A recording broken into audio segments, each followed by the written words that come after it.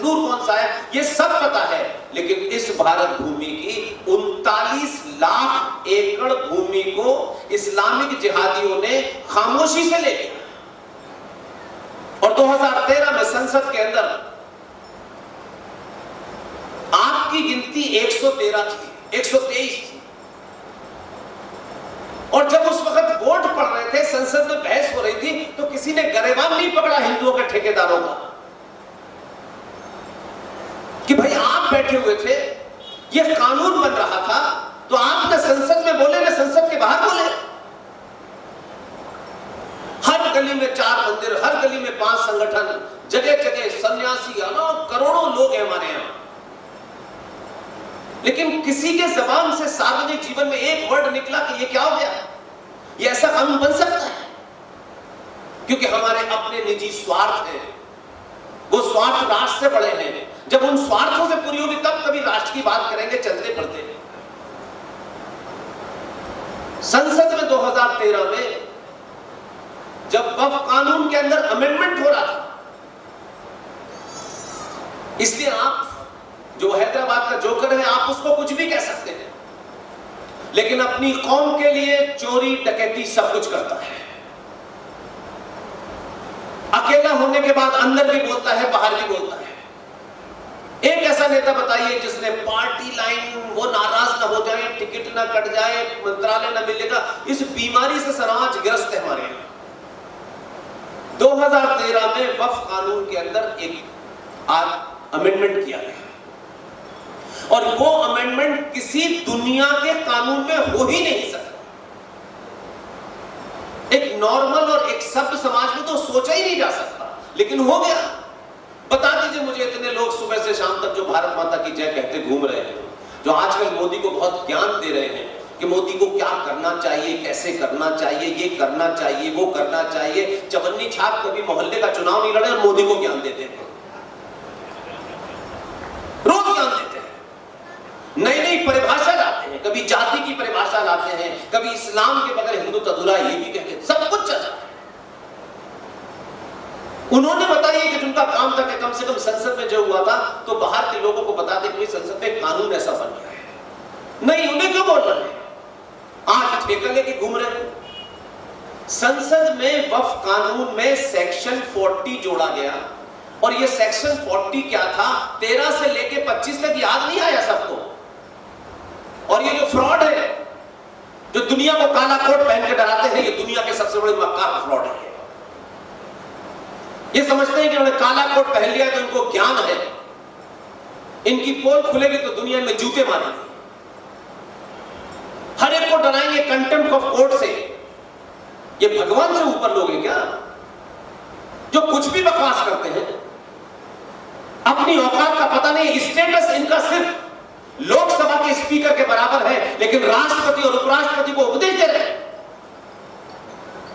क्योंकि उनको लगता है कि सब हमसे डरते हैं। किस गलतफहमी के शिकार हो, जब जजमेंट देते हो तो 12 ब्लैक कैट के बीच में देते हो, औकात हो तो जजमेंट दो और घर तक वापस जाकर देखो, पता चले क्या होगा तुम्हारे साथ। मैं इनकी मक्कारी बताता हूं।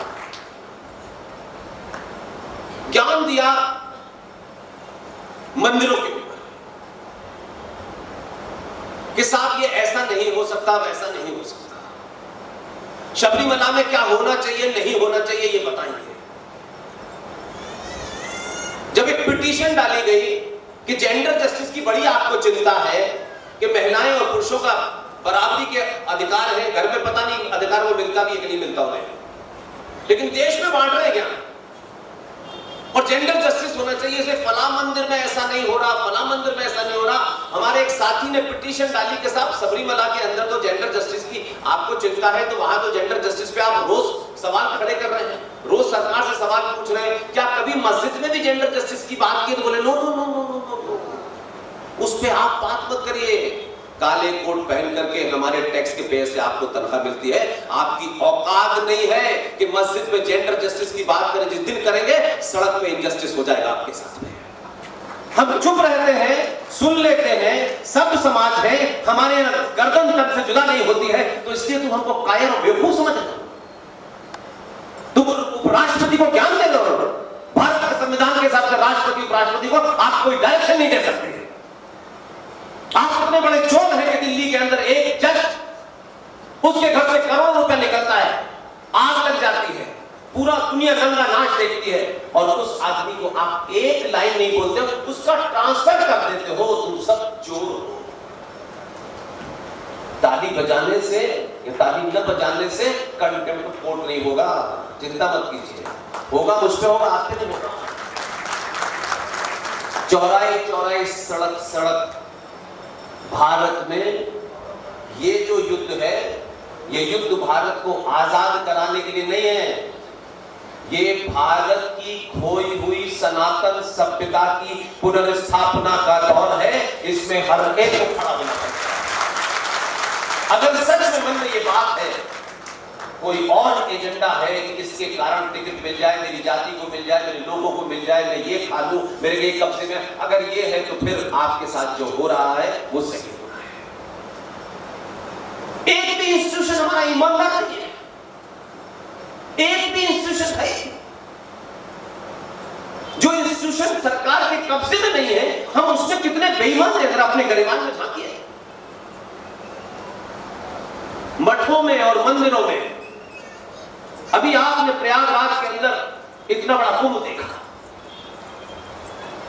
लगता था कि भारत के तमाम सनातनी, हजारों अखाड़े, हजारों लोग सब पहुंचे वहां,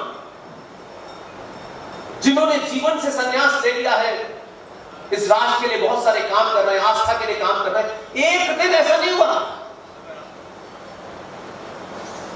जब संकट आया तो कोई नजर नहीं आ रहा, लेकिन प्रवचन करने के लिए हर चौराहे पे तो मिले। यही सुप्रीम कोर्ट जब हर बात पे हमको टिप्पणी कर रही थी, तब हमारे देश के अनेक मंदिरों में पूजा कराने वाले, अनेक मठ, अनेक हमारे 4 शंकराचार्य और उसके बाद जो 8 बने हैं, ये भी कमाल की बात है। हमारी परंपरा में 7 शंकराचार्य होते हैं, लेकिन 8 शंकराचार्य घूम रहे हैं। ये इस संगठन का शंकराचार्य है, ये इस पार्टी का शंकराचार्य है। हमने किसी इंस्टीट्यूशन को प्योर छोड़ा? एक बता दीजिए कि किसी ने आज तक की आवाज उठाई हो। वैसे हम हर छोटी छोटी बात पर आंदोलन करने पे आधारित हो जाते हैं।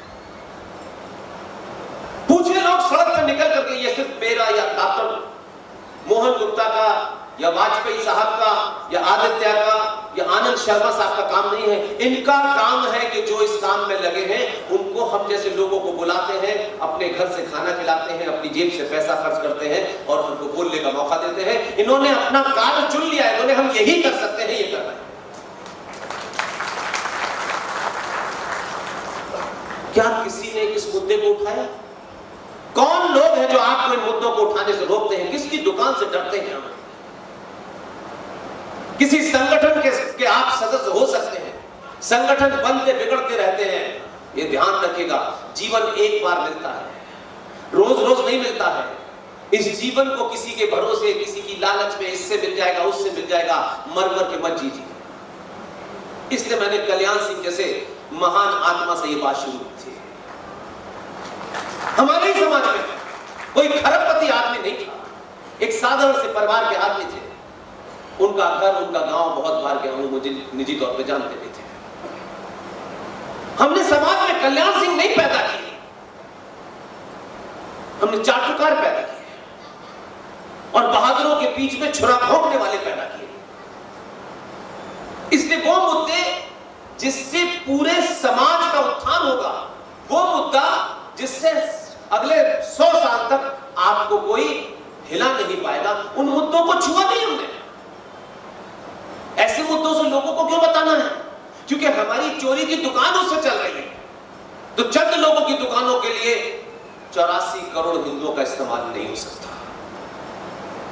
हजारों मुद्दे उठ रहे हैं, रोज मैनिफेस्टो में नई नई दुकानें आ जाती है, ये होगा, वो जो करे, मुझे उसमें कोई इंटरेस्ट नहीं है।